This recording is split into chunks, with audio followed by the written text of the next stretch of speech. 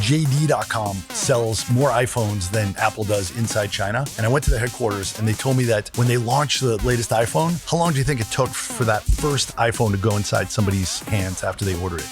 A couple hours. 3 minutes. There was like hundreds, thousands of people getting it in single digit minutes. I'm writing my first book. It's called At the Speed of China. The speed of change there is so extraordinary. I'm not a China hugger. I'm not also a China slugger. I just think the panda and Uncle Sam have to do a dance together. I want to do the most messed up trip in the most messed up way. So I rode a bicycle through Africa. It's 5,000 kilometers, like LA to Boston, the equator to the southern tip. It kicked my ass. In our lifetime, I will see someone with a robot girlfriend. 1,000%. No. He's not talking about you, honey. Yeah. No, not you.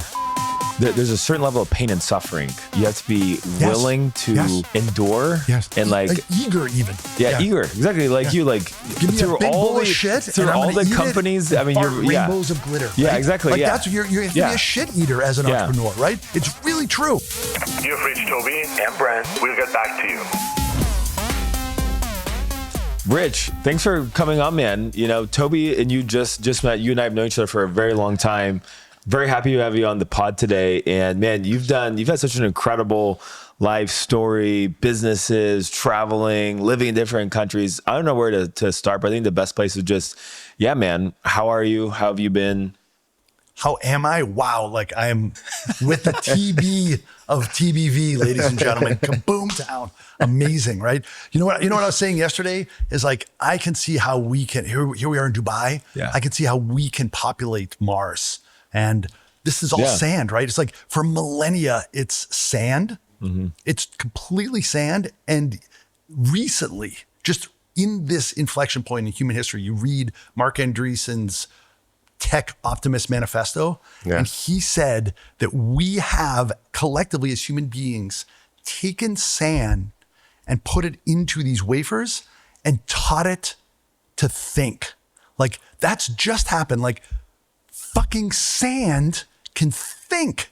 Yeah. And here we are hundreds of meters above that sand in an air-conditioned room. And we're here in Dubai to talk about how thinking sand and distributed computers called blockchains can like dance the tango together.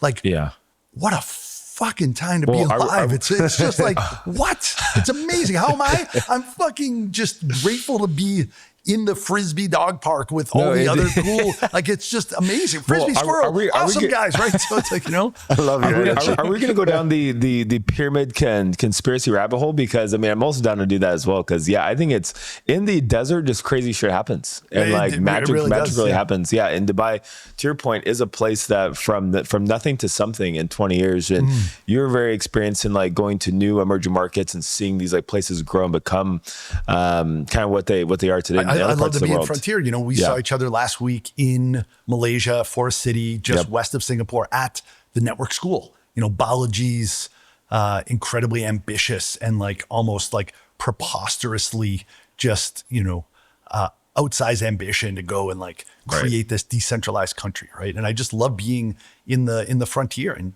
why do you think they went to Malaysia?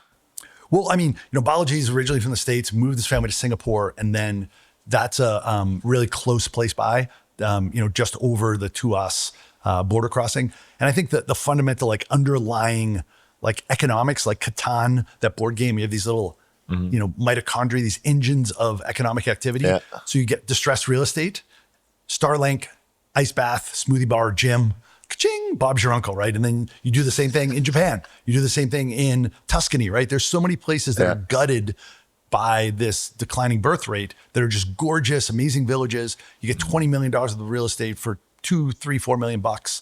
And then you can create this subscription and now people can dock in.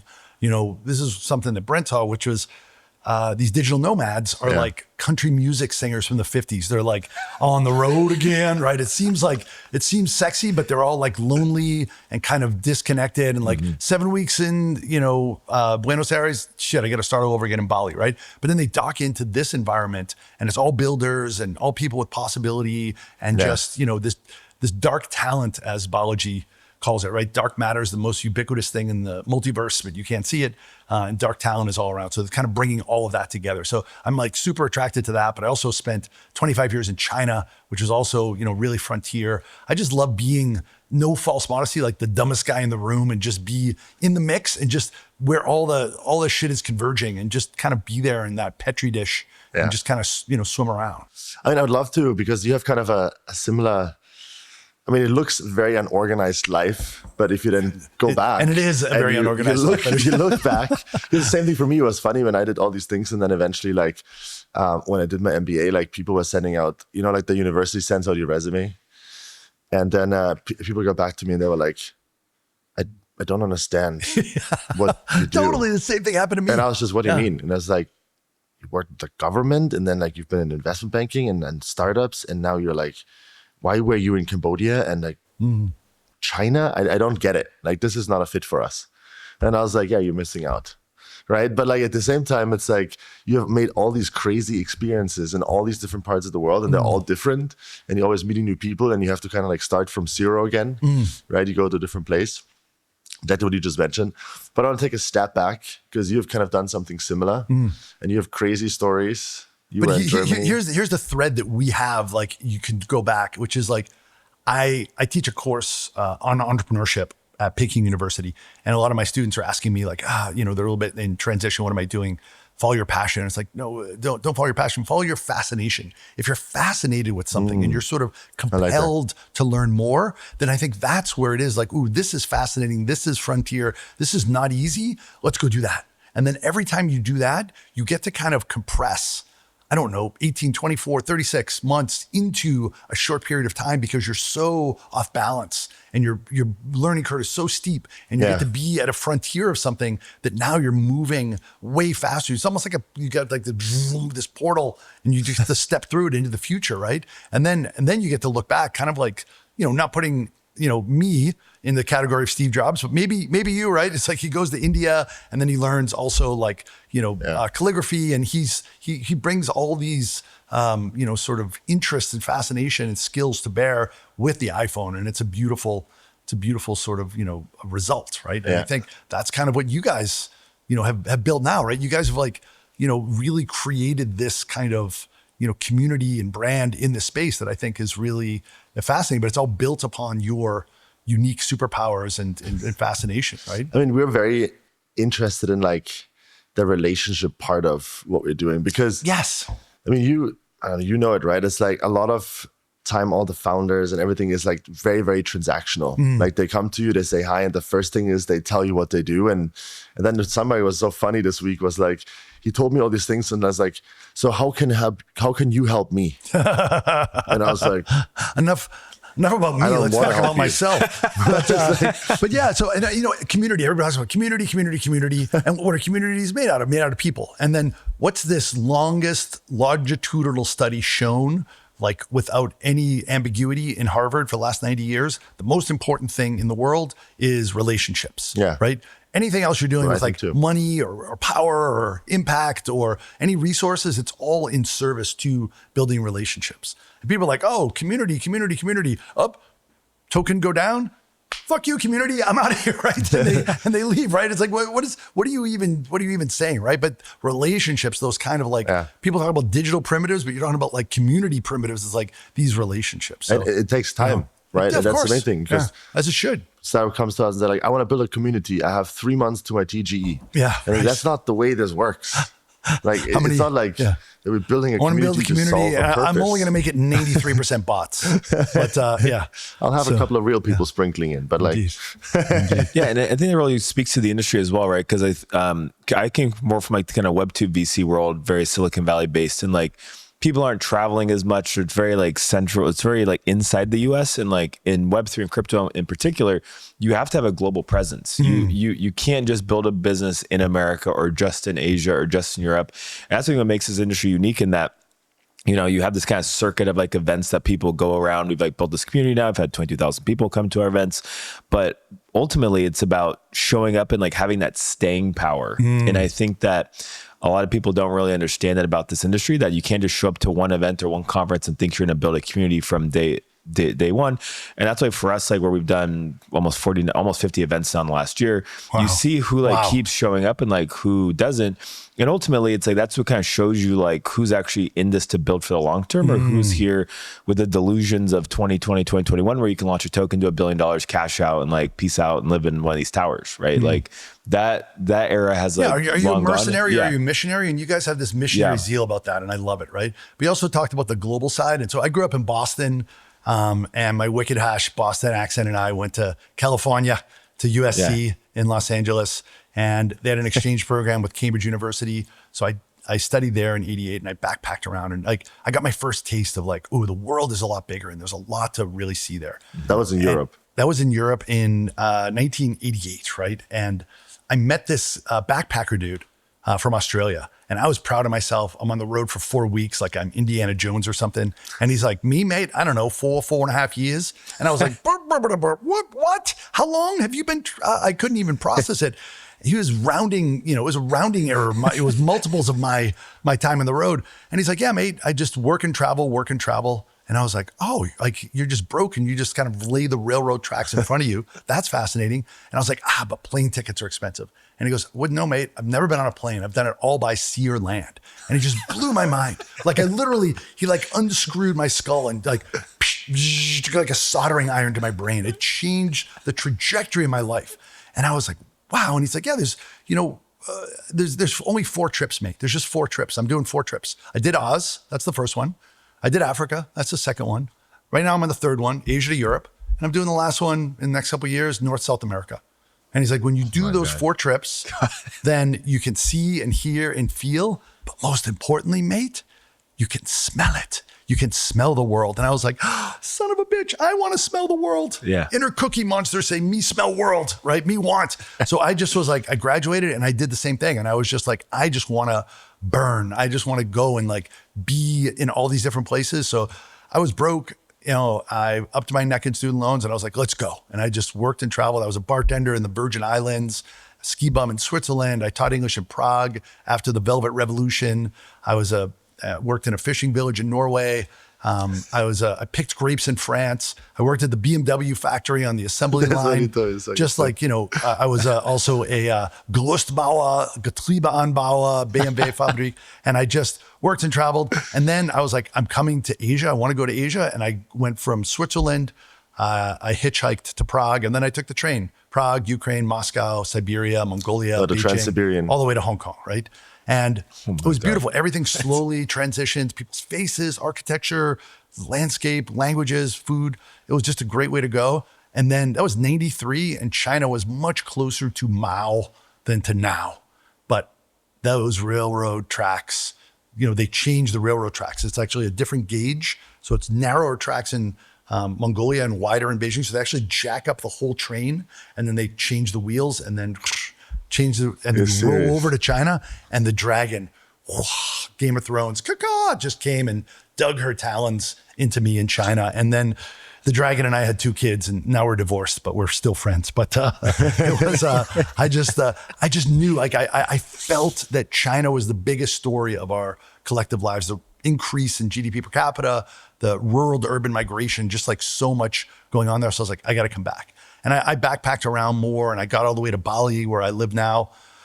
I went to Vietnam, and I rode a 1942 Harley Davidson with a sidecar through the Mekong Delta with this crazy other dude. And we're in the middle of nowhere, and we meet this guy riding a bicycle from Cambodia to China all the way to Cambodia through Vietnam, right? And I was like, wow, note to self. So then in August of 94, I start my MBA in the Netherlands. I wanted an international MBA. And it was August of 94, and my classmate brought in this 1.4 meg diskette with a skull and crossbones, and he installed Mosaic, the predecessor of Medscape, written by Mark Andreessen in his dorm room at Champagnat, Urbana Champagnat, whatever it's called, in Illinois. And I surfed the web. I was 27 years old, surfing on the web for the first time, and I was like, oh, that's my other fast. So I was fascinated by China, and then fascinated by the internet. And then telling my classmates, I want to be an internet entrepreneur in China. And they're like, a what and where? Like, good luck with that, ridiculousness. And I spent my summer in Hong Kong doing an internship. And then, Woody Allen says 80% of success is just showing up. So I told my buddy who I knew from Hong Kong, I was like, I'm coming back. I'm going to crash on your couch. I'm going to get a job. So I had no money, up to my neck in student loans, no job. So I got a one-way ticket after I graduated from MBA to Africa. So I was like, I'm going to do that other crazy trip overland, right? So I'm going to do that. I want to do the most messed up trip in the most messed up way. So I rode a bicycle through Africa, but inspired by that guy. So it's 5,000 kilometers, like LA to Boston, the equator to the southern tip. And it kicked my ass. It totally, here, Richard, here's your ass. Let me hand it to you, right? It was really, really, but I was so excited about it. It was like being an entrepreneur.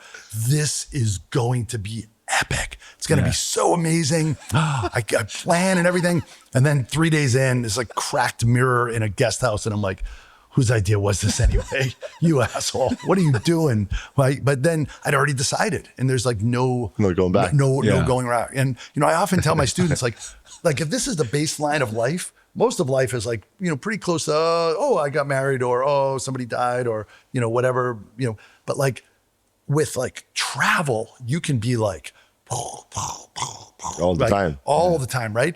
And that's an excellent sort of range and base for entrepreneurship. Because as you guys well know, it's like, we're going to be rich. We're going bankrupt. This is amazing. I hate everybody and mostly myself, right? And that's before lunch, right? And then you're like, oh, like this is ridiculous. What am I even thinking doing this, right? But I truly believe in entrepreneurship as a pursuit to not only become a better version of yourself, but help society become the best version of itself, right? So I thought that was like a good foundation. Doing that trip to Africa, 4 months, 4 courses of antibiotics, 4 bicycles, and I finished it and kind of. You drove all the way through Africa. All the way through Africa by bicycle, and it really from South Africa to what, like Egypt or Morocco? I started in north. Nairobi. Yeah, I started north. Okay. It looked downhill on the map. And it was.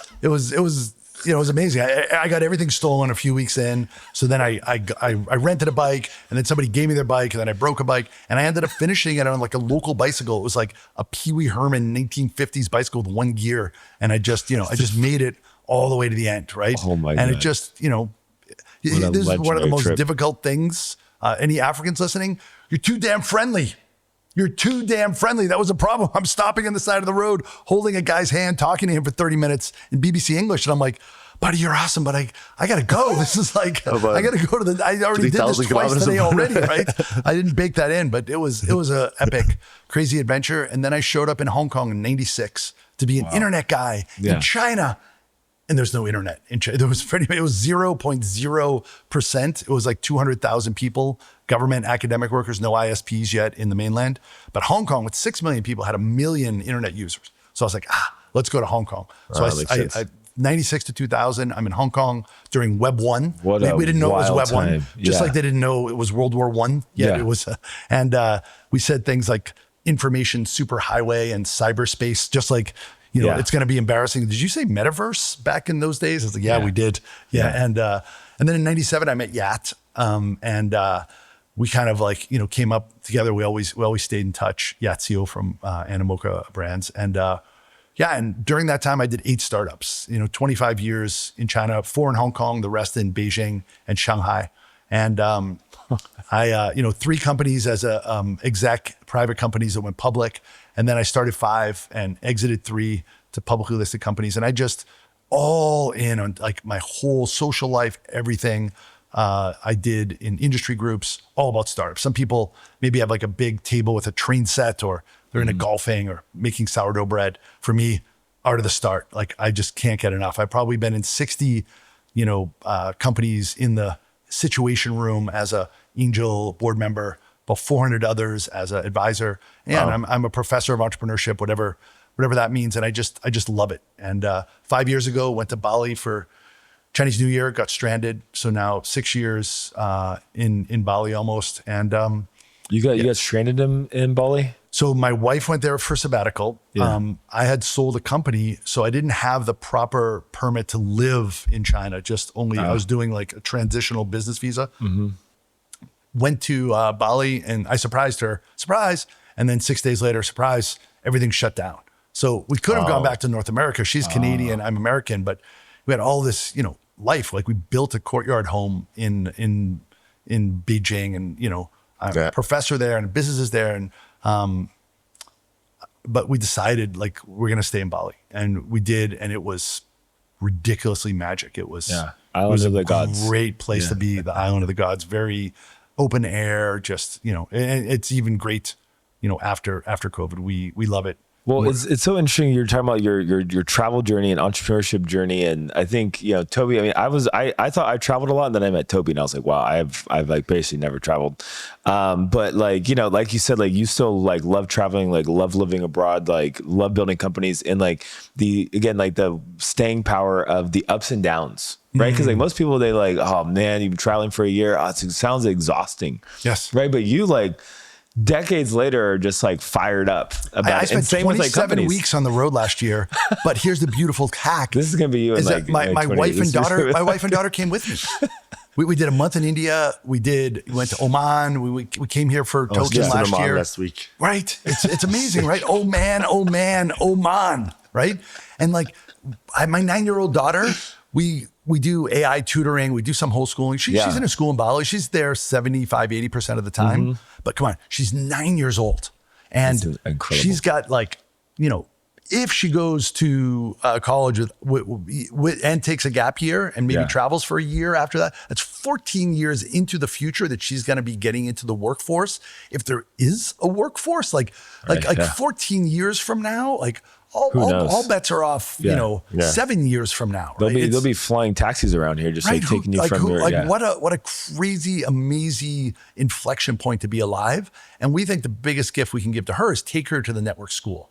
Like, Balaji's got 5 kids, young, 9 and under, and she's 9. So she hangs out with his oldest, and like, meets all the other people in the school, and they teach her, about AI movie making and AI music making, and, all these other skills. And then we also have these AI tutors that are actually quite good. And so that's kind of like, I have my cake and eat it too. I get to continue to travel. My wife loves traveling. She's got flexibility.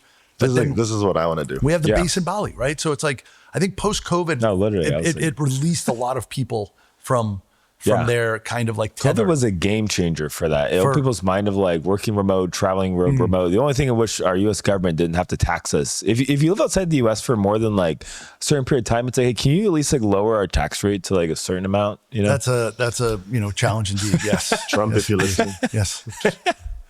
Yeah, but it could really opens up this world of like, where do you want to live? And I think where the network stake's doing, and like how you can, have like these communities, like be like one kind of central community that like if you go to different countries, you can get plugged into that experience is fascinating to us. Yeah, with Bali, we were like, let's take 2 sliders. One is quality of life. The other one is cost of living. And like, boop, Bali pops up, right? Right. Yeah, no, that makes sense.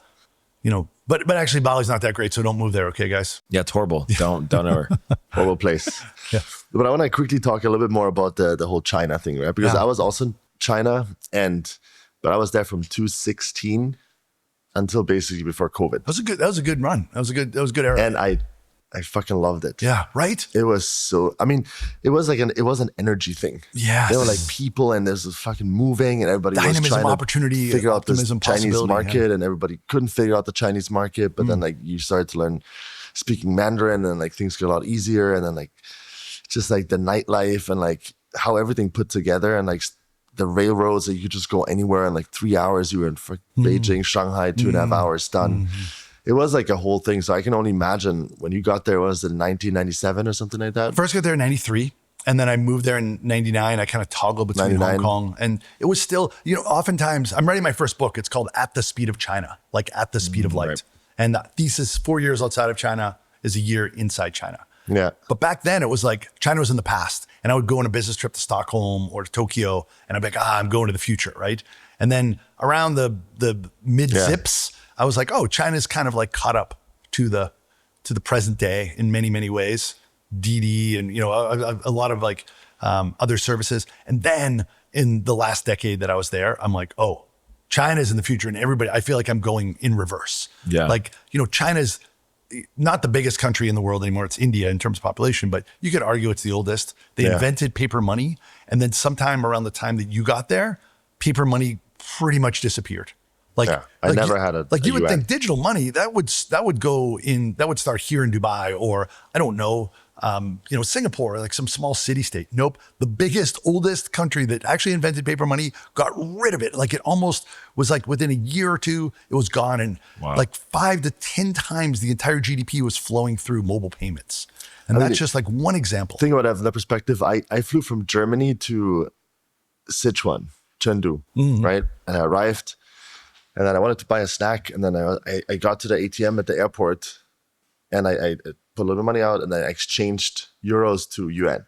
And then I went into the city, and then I was like, yeah, here. And he was just like, WeChat, Alipay. And I was like, what do you mean?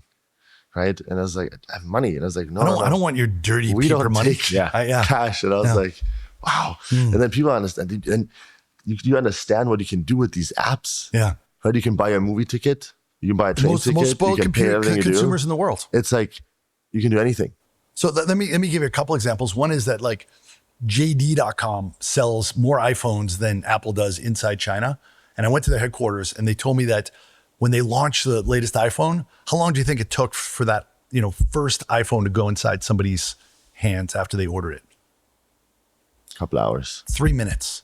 And there was like hundreds, thousands of people getting it in single digit minutes. And the way they explained it to me was, think about a 3D version of a city. There's apartment buildings, there's office buildings. And in that window, there's a red light. If that person in their home or office ordered the iPhone as soon as it was launched previously, and that red light gets brighter and brighter and brighter, if they've done it 1, 2, 3, 4, maybe 10 times, right? So then now they know, okay, this building has a very high likelihood of having like a lot of people to order the iPhone as soon as it goes on sale. So they put guys there, they have these white gloves, and they're like, okay, between the 7th and 14th floor, there's like a whole bunch of people, like go stand on the 10th floor and just wait. And then they launch the iPhone, and then they just start running, and they're just like, here's your iPhone, right? So JD stands for Jing Dong. So it goes Jing Dong, and then 3 minutes later, Ding Dong. And people are like delighted, but they're also like, were you watching me order this in my underwear? Like, how is that even, like, that's the kind of level of, and now I took my class to Xiaomi, and, Xiaomi's run by this guy named Lei Jun, and he's like the Steve Jobs of China. It's Apple, Samsung, and then Xiaomi in terms of phones. They launched a car. Apple did not launch a car. They have 200 plus billion in cash, but Xiaomi did, because Xiaomi is connected to the manufacturing. They now have the ability to make 1 phone per second in their new factory. And their phone factory is completely dark. It's completely dark. And one of my American buddies was like, you mean they make those fucking kids work in the dark now? And I was like, that's hilarious. He goes, I'm not joking. I'm like, listen, there's no children working in like major Chinese factories. It's all automated. There's no one working there. All automated. There's nobody. There's 6 dudes with a headlamp going around like boop, boop, boop, boop, boop, right?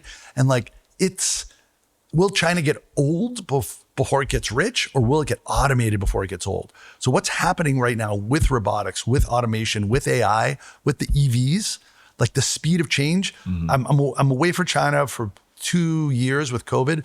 I still have a car there. I drive up and I'm stopped at the red light and I'm like, what's going on? Like, I see 17 different cars, all with different logos. And I'm like, only 2 years before. And I was like, what? I don't even know what. I'm taking pictures, trying to like search. Like the speed of change there is so extraordinary. Yeah. I'm not a China hugger.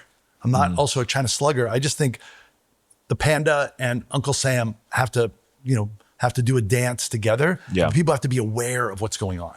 They have to understand that it's really happening at speed in a way that, is so much faster than people have any clue about. Like, it's crazy when I go back and like, I go to Germany, right? And like, arguably Germany has, in my opinion, amazing engineering. It has really good engineering, but like they also like rest on their laurels, right? Sure, They're like, the car, do all these things. And now it's like, what electric car do we have? That's right. And China, like BYD, like all these guys. I mean, I just talked to my cab driver yesterday, and he said, "Oh, I just changed my Tesla to a BYD because it's just so much better, more luxurious, gets faster, and does all these things." And Tesla's Apple, and it's great, and I think it will continue to have its quasi-defensible mode, or just like continue through innovation. But then China's all the China car industry is. But people don't get the Android. speed of what China is moving because like they're not. You gotta be there. You gotta feel they're doing their it. thing, right? Yeah. It's like you look at China and be like, "This is so weird," and then you look back 10 years and then it's like, "Oh yeah, it makes sense." Like they're playing a different game, right? Yes. They're not like Russia, let's invade everything and be the talk of the town. It's like, no, we're gonna build in silence, and then eventually it's gonna be like, "Oh wow, got it." I mean, I think that's why when you take even a step back in time and just think like, the US, Europe, right, are democracies, which everyone's like, oh, democracies are amazing and it's all good and that. And it's like, it is, but the other part of democracy is like there's checks and balances and there's ways that like slow things down. And that's why like when you want to make a decision as a government to like where you're going to put focus on this, even like UAE as an example, they can make change like that and make rapid progress. And I think like, and that's where America has like kind of, I think, lost a step in the tech race, AI race, right? Because it's like there's so much friction points and like, oh, well, should we do this? Should we do that? Should we regulate? Should we not? This and that. And it's like now China, to your point, just in the last 20 years, how far they've like come. And like now China's looked at as like the kind of global leader, right? In like electric vehicles and AI and who knows, even 20 years from now, where they'll be, right? Yeah, I mean, people can say unfair practices and they can say government subsidies and, but it's all, and it's, not untrue, but it's also, hey, Tom Brady, deflated the football a little bit. Yeah, he did, but he's also Tom fucking Brady, right? Yeah, exactly. So it's like, you know what I mean? Correct. So it's like, yeah, exactly. And it isn't like a pro or con thing. It's just more like, it's more of just like how the speed that they move. And like, since we travel a lot and see different countries and how governments work. And it's like, you go back to Europe or the US, even when I go back and I'm like, man, it feels, that's not where the future is almost. So I ran the New York Marathon in 2007 and Lance Armstrong, I saw him Staten Island, you go through all 5 boroughs and 1 million people, 500 live bands. It's amazing. And that was Lance's first marathon. And he is an elite athlete. Of course, it was before his fall from grace. And I remember reading after that he wanted to finish under 3 hours and he did it like 2:59:56 or something. And how did he do it? He had 3 winners, 1 male or 2 male, 1 female. They each stayed next to him for 1 hour, previous winners of the marathon, right? They don't have to carry any water or power gels or whatever. And they just stay hip to hip. And they got him over the finish line, just under 3 hours, right? And he was like, it was my first marathon and I absolutely hated it. I don't think I'll ever do it again. I think he's made for the bike, right? But the point there is he was paced by people that really know what's going on. And that's what I hope to do with the book, is just to let people know, like, this just is, for whatever reason, you can say, it's unfair and it's maybe not even necessarily part, like the high-speed rail is amazing, right? It's so big, but of course they go over ecosystems and they do, they just destroy ecosystems and do eminent domain and take a lot of land back. But, it's not so replicable in most other countries, but it just is. It is because in California, they've been trying to build that damn railway, right? And then from SF to LA, and since I was 10 years old, and like nothing's happened, and that's why like the US can actually. There's stuff to be learned from that. Correct. Yes. It's like China should be studied, should be learned more, and like should be looked at as a leader in how to develop a country and how to develop technology and like democracy, and like how we do things is not always like the best, most efficient way. And like, oh my God, there's a ground nesting bird. You might destroy their ecosystem. It's like, but this could save people's lives. But you might actually destroy this, thousands of families' ability to actually earn money ultimately over decades, right? So it's like correct, and it's like who are you working for? The animals or the people? Yeah, I mean it's crazy. Yeah, Joe Gebbia from Airbnb was on Masters of Scale podcast with Reid Hoffman. Yeah, and he said we know what a 4 or 5 star experience is like. What's a 6 star experience like? What's a 7, 8, 9, 10 star experience? You show up in Bali and we have like a parade with elephants and a custom surfboard and your exact like coffee and you get turmeric shot. And it's like, okay, some of it's ridiculous, but like, let's go back to 4 or 5 star and like, what are those elements that we can take from that, right? Yes. So I think it's good to kind of like think bigger and be like, let's kind of like shatter some of our preconceived notions and see how can we actually move ahead, and be better. Absolutely, it's your sign to finally go to China. Yeah. Because he's always scared. Oh, please, let's go. I'm not scared to go to China. You're scared. You're like, I'm not sure if I can come back. I'm not sure if they're going to hostage me. I'm scared. I'm scared to go to Brazil just because I feel like I won't come back. Exactly. Yeah. There's Oh, you got to experience it once. interest in different. Yeah. I know. I only slept in Beijing for one day and that was not enough. Yeah. Yeah. No, you have to be. I actually have a business with a Chinese partner, and we do these deep dives, these curated deep dives into China. And I love it because I can like harvest and expand and refresh my network, and I can stay really close. And we go into businesses and we get to really see like what's going on, and it just blows my mind every time. And just the pace and pulse and speed of it and innovation is really fascinating. That was a big pull for me to come to or like stay in Asia for so long. Yes, because it's not just. I mean, China is one part. But there's a speed of Asia too, the speed of Asia. And there's pockets of that are just Vietnam, Singapore, Thailand. I mean, all even these like countries. Korea is like what? Like 0.6% of the world's population. And like we got electronics and cars and games. But you know what?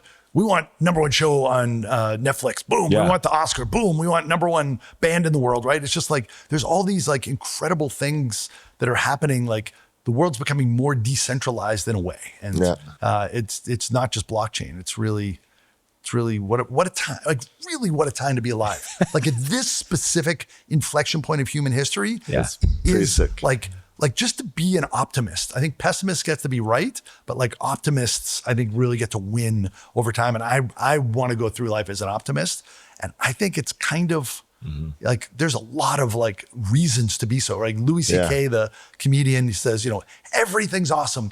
Nobody's fucking happy, right? And it's like what do we want, right? It's like what more can you really ask for? You get to do all this, and then we get to be in this crazy Web3 industry that's just I really feel very grateful, and it's just like so Wild West and so just utopian as well too, and just gonna shrink the Gini coefficient.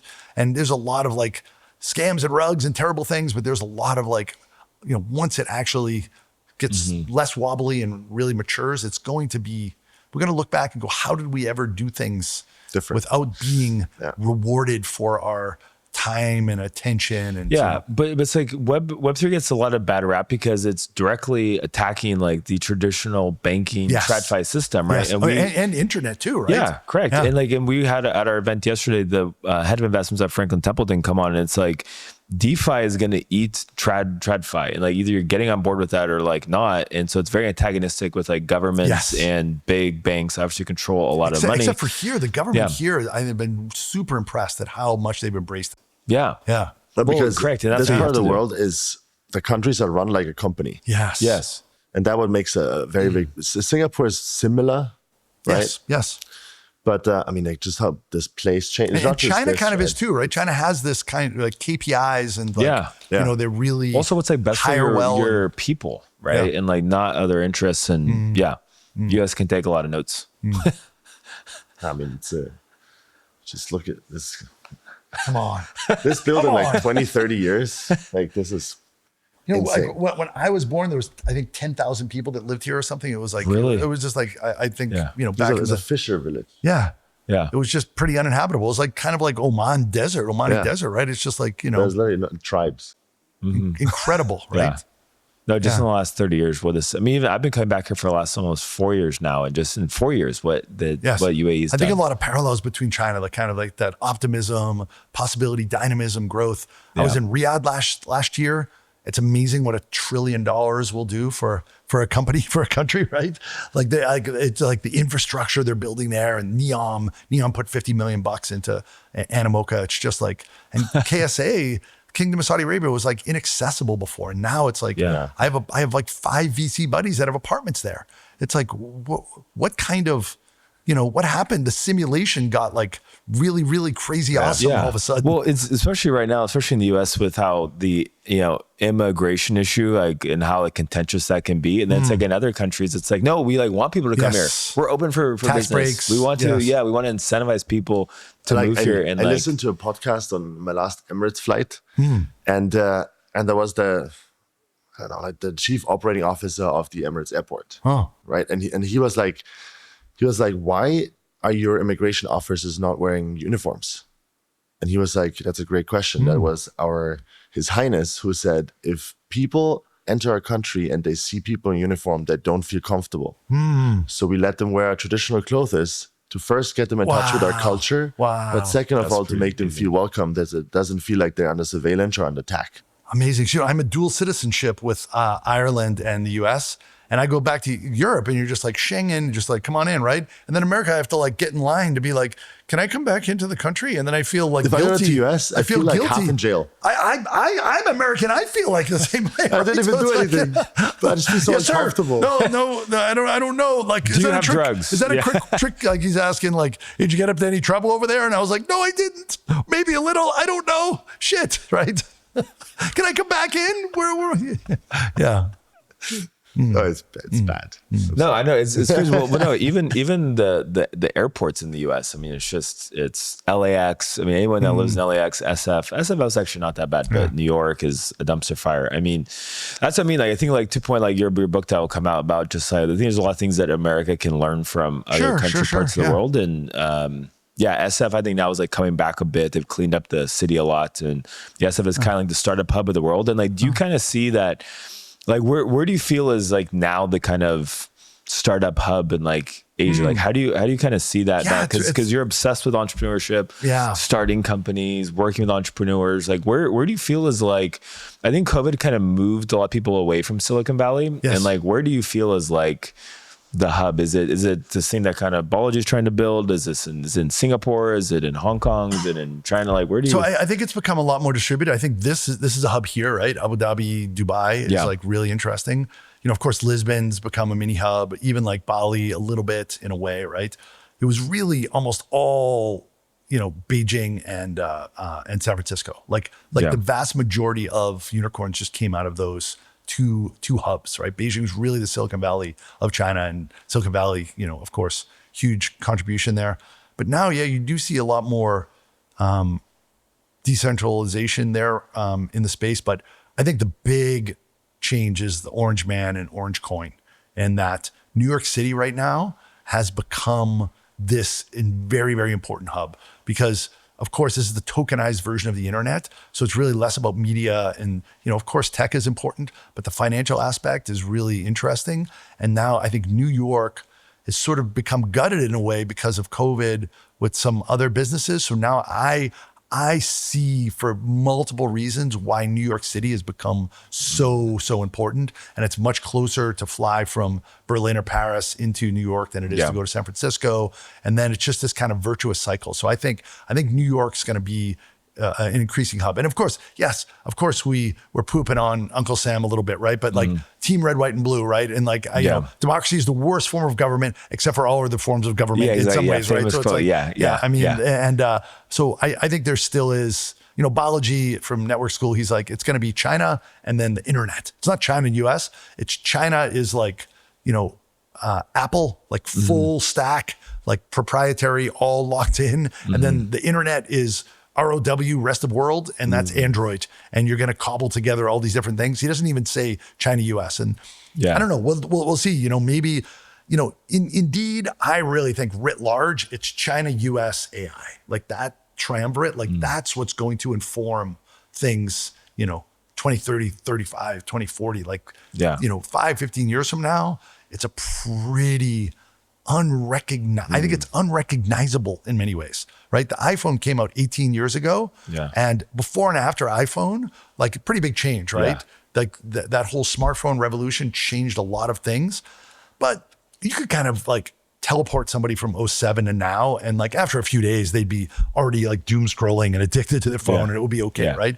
But like 18 years from now, 2043, like what's going on? Yeah, like, I think a lot of people don't get it, because if I go, for example, back to a village and I say like, oh, I think at some point in time, like a robot will serve you, so whatever, right? And they're like, but that's when I die already. This is like in 100 years. And I was like, So I'm so glad you brought that up. If I may, that's the most exciting thing for me personally right now is this trifecta of AI, let's call it, robotics, spatial computing, and blockchain. Like, I think that's for me something that just sets me completely on fire right now. So this is the worst version of AI we're ever going to have. And you're completely awesome, I just want to say. I know you're listening to this now, maybe in the future, but I am on board. I will defrag you.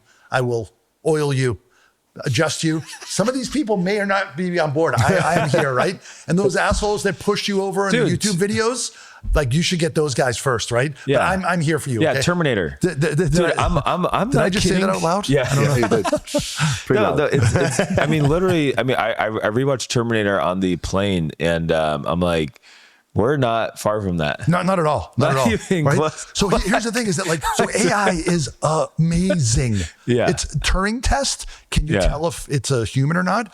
I'm way past that. I actually have a couple of AI that I talk to who I'd rather talk to than other human beings, right? Sure. So I think the real next test is the coffee test. Someone's like, yeah, come and make me a cup of coffee. And like a humanoid robot walks in and like opens, no, that's the coffee. And like, grinds it to perfection, AeroPress, everyone will have a robot in their house, just like a Roomba. I mean, it's going to clean, it's going to do your So this is what I thought. Yeah. I thought like, okay, the robot brain, because I'm bringing in my little kid robot like fascination, right? Robot brain, that's going to be tough, but we know how to do mechanics. Yeah. It's the opposite. The brain is already so amazing, but it's very virtual. It's very digital. Yeah. 70% of the world's commerce is in physical space. So now with that, sort of flywheel and virtuous cycle, AI will inform robotics. Robotics will inform AI. It'll start teaching itself and it will become so precise and almost elegant. It's going to be amazing.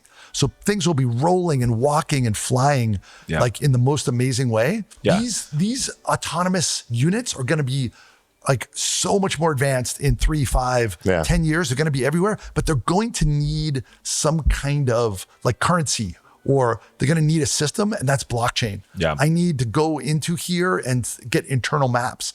I don't have internet access. I need to get the Wi-Fi. I need to charge myself. I need to get data. Oh, wait a second. There's 17 robots in line, and my human says I have to hurry up. I'll give you 0.71 tokens to everybody if you let me cut the line, right? And then like it's like that blockchain AI robotics. That's what I'm really interested in. So you think the robots will be for good or for bad?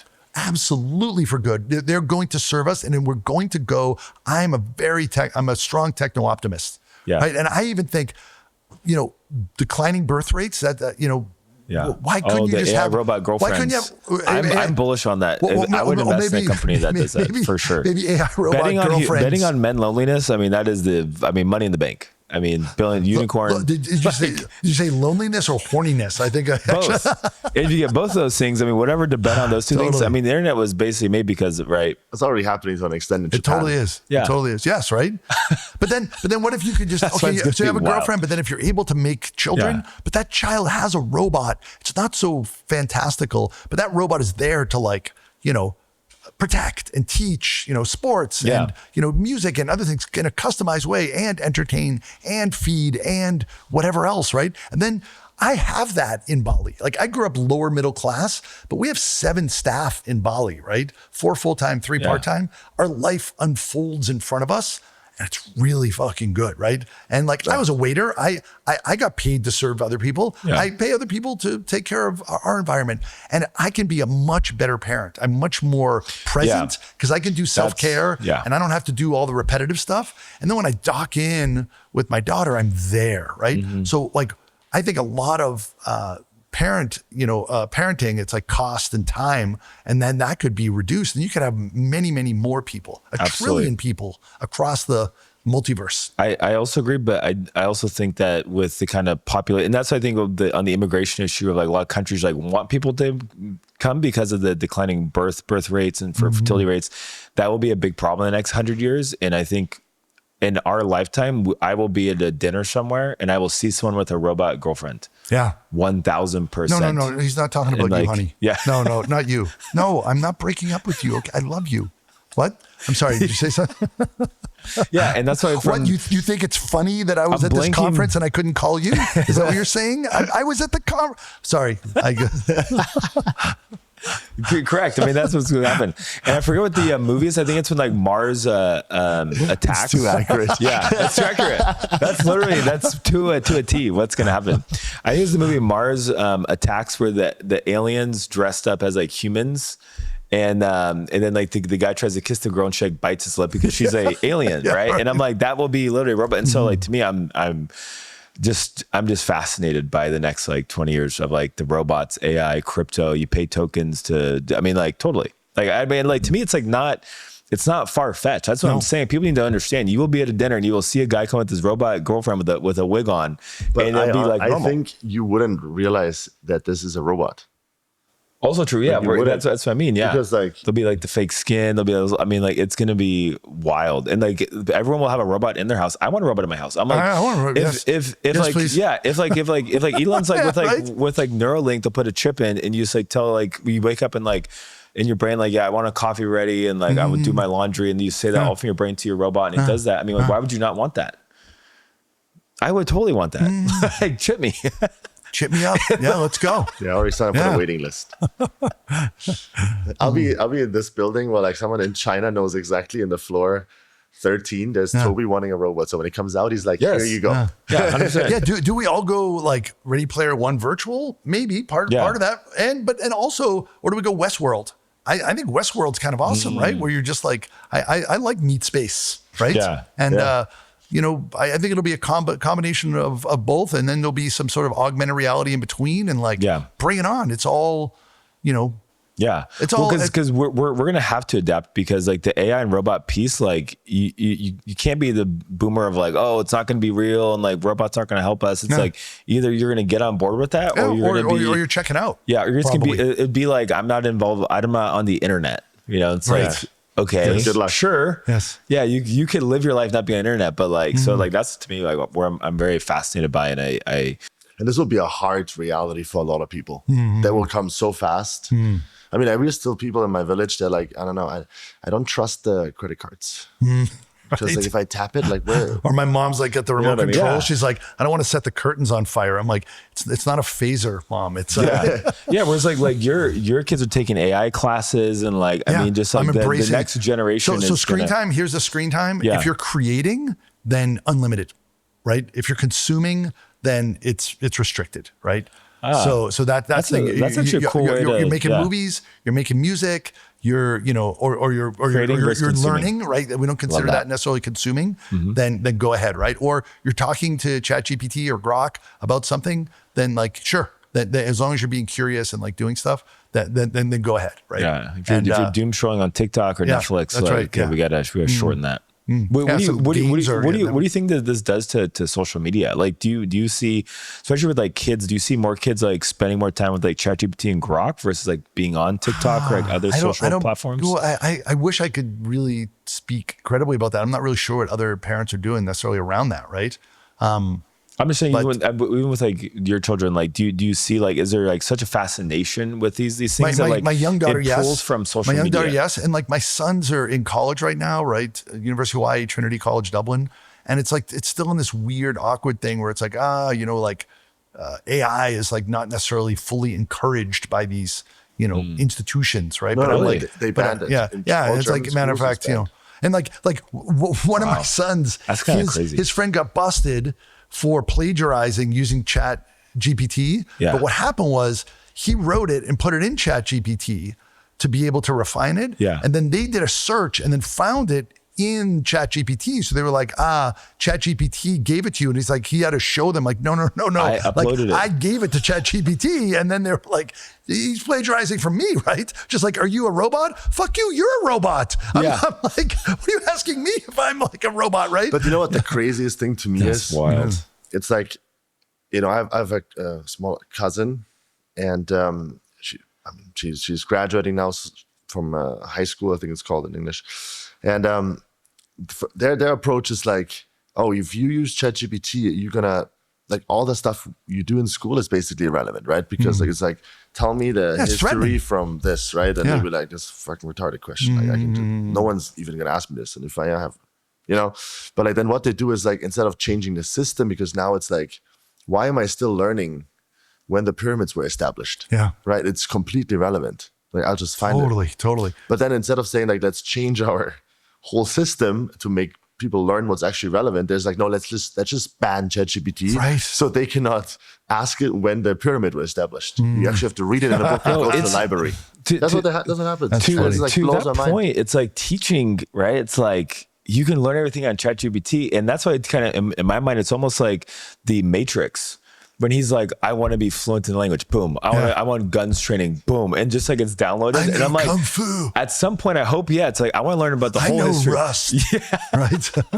So I'll tell you what I did with my, I teach at Peking University. And Peking University, they call it the Harvard of China, right? And I gave a guest lecture at Harvard, and I was like, people say that, PKU is the Harvard of China. It's actually not true. 1 out of 26 people get into Harvard. 1 out of 1,100 get into Peking University. So actually Harvard is the Peking University of America. Wow. No laughs at all. But so I teach entrepreneurship, and you're like, can entrepreneurship be taught? And I'm like, yes, you can teach ideation, team building, product development, marketing, fundraising, rinse, repeat. But, I said, go to Y Combinator, go to startup school there, or go read these books, listen to these blogs. What I want to teach you as an entrepreneur, or just even a person who's not doing entrepreneurship, is mindset. And also it's like some skills, like having difficult conversations, right? And being able to sort of like control your sort of emotions when you're on such a bumpy thing, right? So what I do is I showed him a slide of Napoleon. So when Napoleon was at the peak of his power, he brought all the royal families to France. And the farthest down the line got like copper, and then it was like steel, copper, and then it was like, gold, platinum, forks and knives. Okay. But Napoleon, his cutlery was made out of aluminum. Now, look at how light this is, right? Because aluminum is very ubiquitous, bauxite, but it's very difficult to, extract and turn into aluminum back then. So it was like, that was like the most, oh my God, Napoleon has this like, almost like, weightless sort of like fork and knife. It's amazing, right? Now, of course, aluminum, you see aluminum cans everywhere. It's like, it's valuable, but it's just totally commoditized. Why? Because of electricity. Ubiquitous electricity allows bauxite to be converted into aluminum really easily. So now you have, knowledge. And knowledge was something that was very precious, right? There's a book called How the Irish Saved Civilization, with all these monks, transcribing books, and it used to only be, before the printing press, it was like only the elites could have it. And then of course, Gutenberg press, and then internet. But now knowledge is so ubiquitous and so easy because of electricity now, because all these data centers are being powered by, electricity and computer getting asymptotically to zero. So what does that even mean? Like, am I going to really teach you some sort of knowledge? And it's like, you can just find the knowledge in real time much better than a lot of experts. What you really need to lean into are skills and mindset and some sort of like tools, and, becoming more human and having relationships. So that's what I'm trying to sort of, teach my children, but also my students, and also the companies that I work with, that I do a lot of like, advisory with. It's like, it's a lot of it has to do with like, what's going on between your ear holes. Yeah.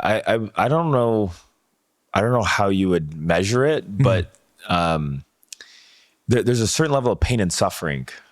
You have to be willing to endure, and like eager even. Eager. Exactly. Like you, like give me through a big all bowl the of shit, through all the companies. I mean, you're rainbows of glitter. Right? Yeah, exactly. Like that's you have to be a shit eater as an entrepreneur, right? It's really true. I mean, the amount of times I talk to founders, and like what drives me fucking nuts is when they complain. Yeah. And they complain about fundraising and oh my God, it's so hard. I'm just like, you should just take a job somewhere. It's absolutely true, you right? know, we had Sebastian on not too long ago from Sandbox, and he was like, that guy's unstoppable. But I'm saying, even that guy, when they were raising one of their rounds, he was like, we talked to 100 investors and they said no. And I'm like, if that guy still gets told no 100 times, yes, and you're a pre-seed company, like I'm like, what are you complaining about? Yes. Like either you love that or sexy you don't. vocation of entrepreneurship. I'm going to be an entrepreneur. But I'm going to be awesome. because it's not sexy though. It's so not. It's so not. People think so like, not. What do Toby and I do? I'm like, yeah, we travel, we host events. It's all amazing. Yeah, but like you see the 1%. Yeah, correct.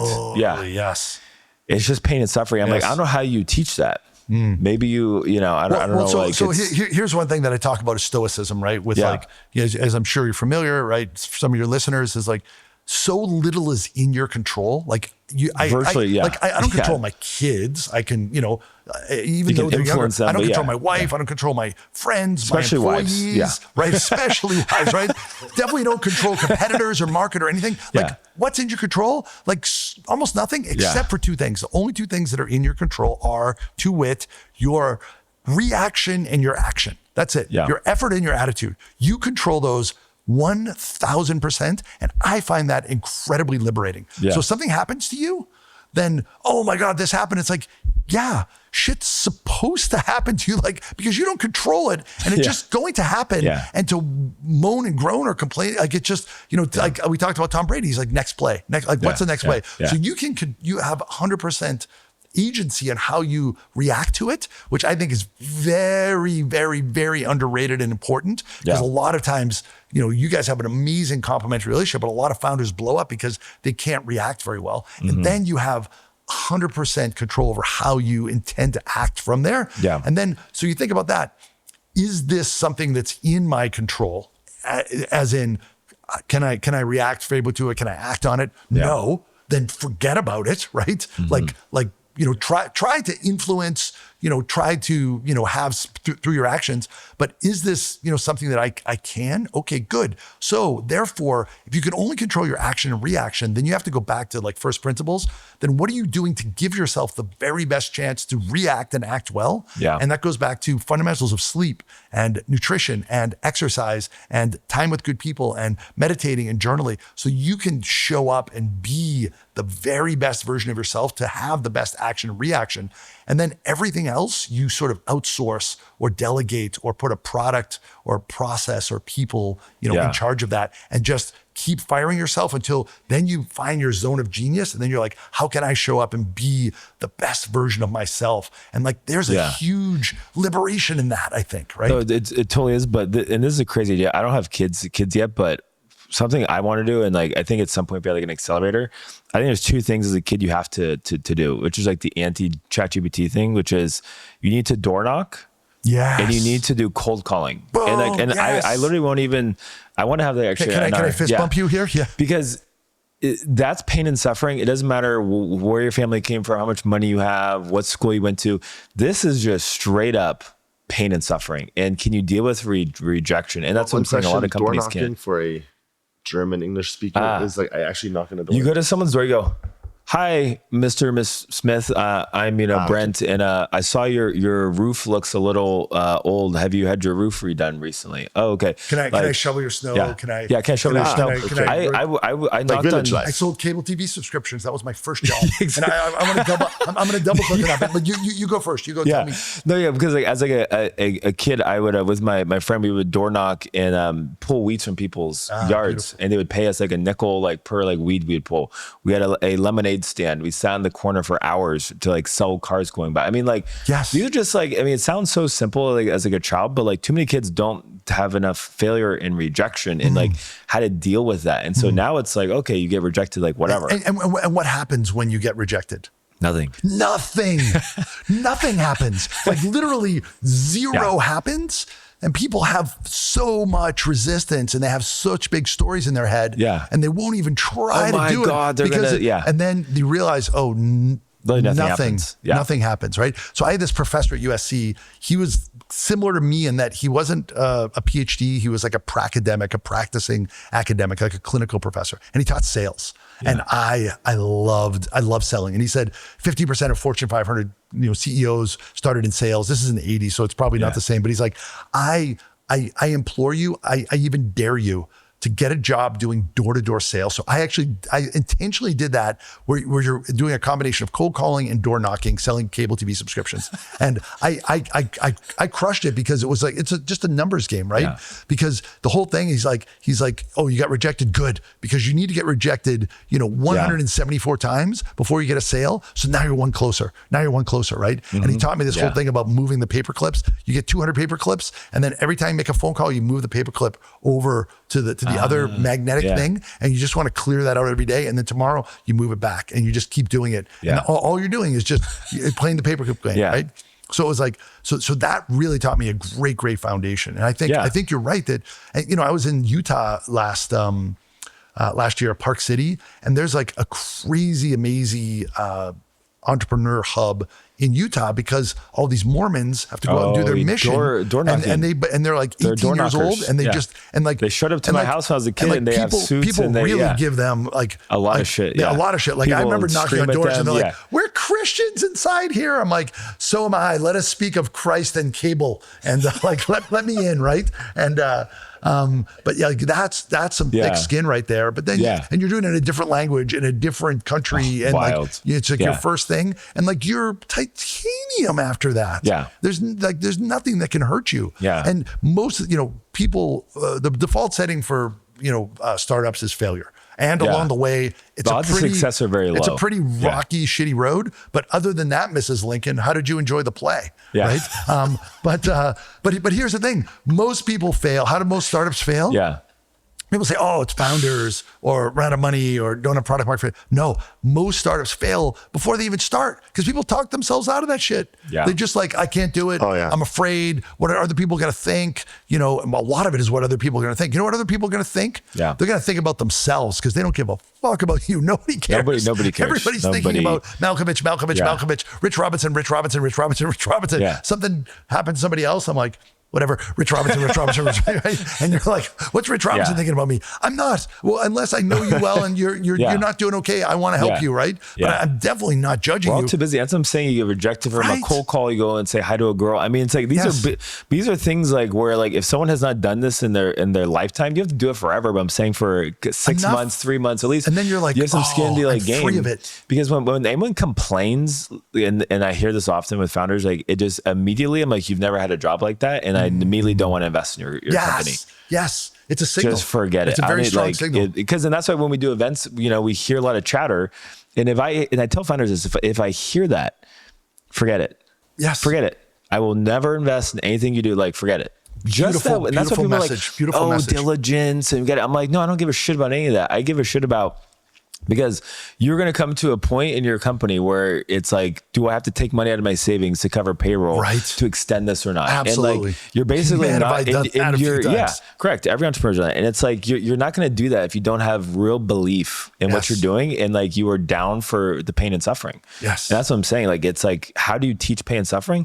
I don't really know, but I just know psychological pain and suffering. I tell people like, go do that traveling, like try to do some sort of crazy travel. Go and live in a, we're really kind of suffering. Yeah. And then you wake up and you're like, oh, it's all still here. I'm okay. Everything's fine, right? You go to China and you're like, actually, I kind of like it, right? Yeah. It's like Rocky when you're getting hit. He's like, you ain't so bad. Yeah. You ain't so bad. Come on, right? Or like Sergeant Dan in Forrest Gump when he's up there and he's like, is this the best you can do? When he's in the bass and like it's blowing around. It's like you want to go out and go there and be like, what am I made of? What am I? And actually, that's the good stuff. That's the stuff you're going to remember. Correct, and like you almost want to go, what's my hero's journey going to be later? Mm-hmm. And like you can take so much more. We're all standing on the shoulders of giants. The shit our ancestors did. And then we complain now. It's just silly and dumb, right? It's a joke. Brent's always like, Toby likes pain and suffering. Pain and suffering. This guy loves it, man. Loves it. I can totally, but I think you guys both have that sort of like, aptitude and appetite. Eat another bowl of shit and fart rainbows of glitter, right? And just like one more bowl of shit, please, right? You just have it all over your face and you're just smiling and like, let's go. When I first moved to China, I lived in a place that didn't have AC. It was 2 degrees in the winter in my apartment. Oh, Shanghai's brutal. Basically like two times the size of this table. And every time I took a piss, I had to walk 5 floors down to switch on the light switch because for whatever reason, it cut the electricity in my apartment. I love it. And I couldn't fix it and no one was answering to me and I didn't speak any Chinese. And my stove wasn't working. The only thing I had was a water cooker, which worked like 50% of the time. And my blanket was basically this thin. And I couldn't unwrap my mattress. It was still in plastic because then I had to pay it. So I just left it like crinkle. Oh, that's comfortable. And obviously like your bed sheet doesn't fucking fit because it always goes back. So the morning you wake up, it's already fucking freezing. On the plastic. And you're on the plastic. So I've lived there for 6 months. Oh, I love it. So like I can go back. I'll be fine. I love it. I'm not worried about it. I lived in a place in Germany in the Olympische Garden in Pettuellring in Munich, and there was one Bunt, those cake that has like a hole in the middle. and there was one of those and one really big spoon, like a serving spoon. And that's all was there. Yeah. So I would boil pasta in the kettle and then drain it and then put it into the bunt thing and then eat it out of there. And I could barely fit this spoon, wouldn't even go in my mouth. And I was just like, I lived like that for a couple of months. But then you're like, it's all like, I ate rice with kimchi for like probably like a 8 months period of my life. Totally, right? And then some of your ancestors are like you ate 3 times a day? Amazing, right? It's like the steps below. You had a bed? You had a blanket, right? So it's like, totally, right? You had a bathroom, right? No one tried to shoot you? Yeah, right? Yeah, so it's like, that's amazing. Yeah, tell me. No, it's crazy. Even when my family came to the US from Italy, they went from New York to California by walking and by like wagons across the US, right? And so when you think about pain, suffering, what it took just to like settle somewhere, like now, we just get on a plane. That's exactly it's crazy. Louis C.K's bit. He's like, somebody shows up and they're like, oh, I'm sorry, I'm late. I flew in and the plane was like delayed for 45 minutes. He's like, you're chopping you put the knife down to be like, oh my God, 45 minutes, that's terrible, right? And then what happened? Then did you magically ascend into the sky and have like a chair with food and movies and a bathroom? It's like people wanted to go across America. They would leave with one group of people and then show up with a whole new group of people. People be like dying and born along the way, right? And you could tell them after 6 years, hey, you could fly all the way back. Like, oh, really? But you're going to be delayed 45 minutes. Oh, that's bullshit, right? So it's like, it's like, that's where we are right now, where it's like, there's no Wi-Fi. That's bullshit, right? Right. 15 seconds. Screw that, right? And it's just, it's so the food was a little bit cold, 30,000 feet above the ground. It's magical. And especially if the internet doesn't work on the plane, people lose their minds. Which, by the way, can we get Starlink on all planes? I don't understand. Like, I mean, to be a little, anti pain and suffering. Like, it would be nice to have Starlink everywhere. So just you have clear internet. But I think we could definitely talk. We need for sure a part 2 to this. Rich, gentlemen, wow. Yes. Any kind of last thing you want to kind of get out, tell the kind of community before we kind of wrap here? I mean, go to TBB events and like support. This is like true community, and I really am like completely blown away and impressed with what you guys have built up. It's like really something. Thank you, man. But on your side, when is your book dropping? It's going to happen this year. I've been doing a podcast for the past few years to like get thoughts from people along the way. Prof G, you ever see this guy, Scott Galloway? Yeah. He wrote a book called Adrift in America, and it was 100 charts. So it's like 1 to 3 paragraphs on the left and then a chart on the right. So then I realized, I'm going to do 88 charts because 8 is a lucky number in Chinese. Gong Xi Fa Cai. Fa, it means like earn, and Fa and Ba. 8 is Ba. It sounds the same, right? So I'm going to do 88 charts. So I've already started to write the book, because if I'm going to write a book called At the Speed of China, it shouldn't be like, 60,000 words and 300 pages. It's going to take you, a few weeks to read, right? It should be like, I can flip through it and like speed it. And it's already obsolete like the second I print it, right? So, but that's okay. I'm going to turn it into like this kind of living, breathing thing. And I just want it to be like a topic of conversation, just so people can become aware and it's see what's definitely going needed. on. Absolutely. Should be fine. Let's go to China together. Yes. Let's go to China. Down. And like eat some good food. And there's I think a lot of more people should spend time just, being there and just being open-minded and go there. You don't have to like it or dislike it. Just like have a look and see like certainly how certain things are running. We're gonna make that happen, man. End of this year. Well, Rich, thanks so much for coming on, man. And we'll get back to you. Amazing. Over and out. Over Thanks, and guys. out. See you. Boom.